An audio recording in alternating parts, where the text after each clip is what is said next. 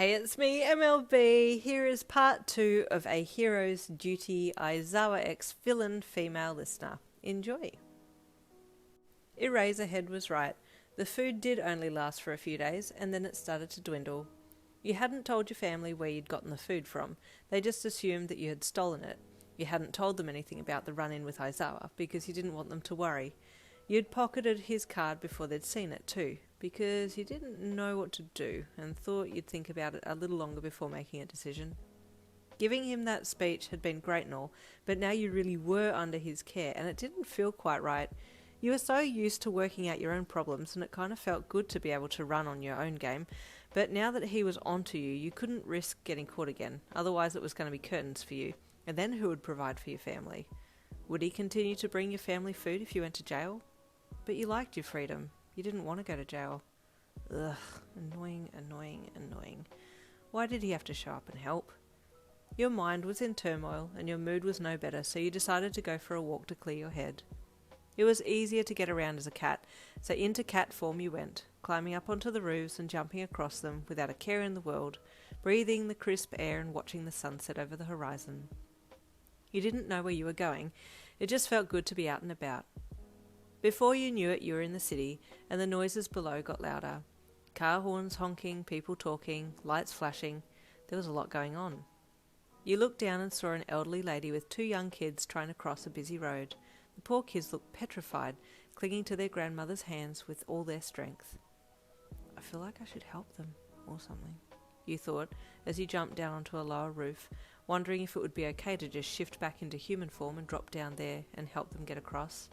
But before you could do anything, a car slowed down beside them and a man jumped out and grabbed onto the little girl and ripped her away from the grandma and then shoved her into the back seat of the car and sped off. The scream that came from the grandmother, along with the confused and petrified scream from the little boy, made your heart flip and twist itself into a knot. But before you could do anything, a black figure, swinging on some kind of binding cloth, came flying out of the darkness and landed onto the roof of the speeding car. Still in cat form, you dropped down onto the ground and started to gallop madly after the car. The blacked-out figure ahead was definitely Eraserhead. You knew what he looked like by now, and you wanted to help, to at least settle the unspoken score between you both. You weren't stopping until you had at least assisted, even if it was a little. Aizawa swung his leg down and smashed the driver's side window in, then reached down and grabbed the guy by the scruff of his shirt, yelling all kinds of things at him, but you couldn't hear too well because of the din of the rest of the traffic. Dodging and weaving in amongst the other cars that had stopped, you kept running, slowly catching up to the getaway car as it swerved and then crashed into a nearby wall.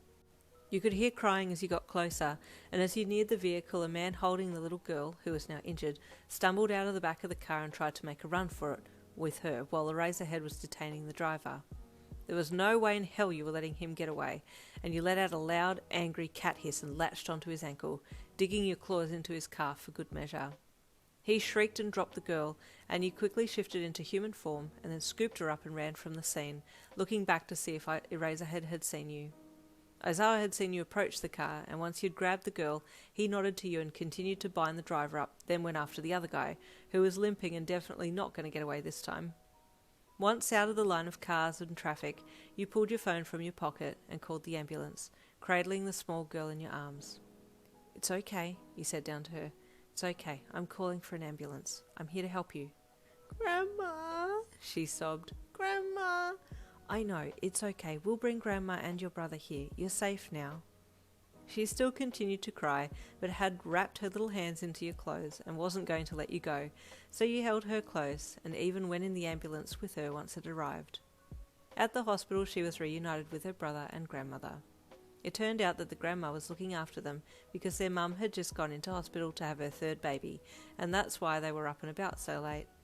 The grandma thanked you profusely, offering to pay you for your kind deed, but you declined any payment. Just didn't feel right. Once the family were settled, you left, walking slowly down the hall towards the door.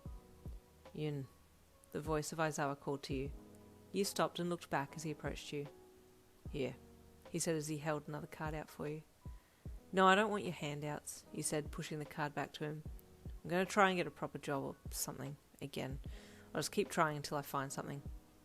I'm not giving you more food or handouts or whatever you want to call it," he said in his bland voice. "This is the address of UA." "UA?" The UA? You asked with surprise. But how would I ever get into that school? I'm a little too old for school too, don't you think? I'm not 16 anymore. Those days are gone. It's on my recommendation. I'll make an exception, he said. What makes you so sure? You asked dubiously, still not taking the card from him. I work there as a teacher, he replied. I can see you being a benefit to society, but you need to work on your skills. Yeah, thanks for that, you scoffed, slapping your palm to his and whisking the card away and putting it in your pocket. I'll think about it. You turned and headed for the door while he watched you go. You're not that much older than the third-year students, he called out, but your mental age is on par with my 15-year-olds. Smart-ass, you called back without looking, smirking to yourself as you left the hospital. What would he know? Me? Becoming a hero? Just might work. And there ends part 2 of A Hero's Duty. Next week's one-shot is part 2 of another Aizawa one-shot, Heavy Training. See you then.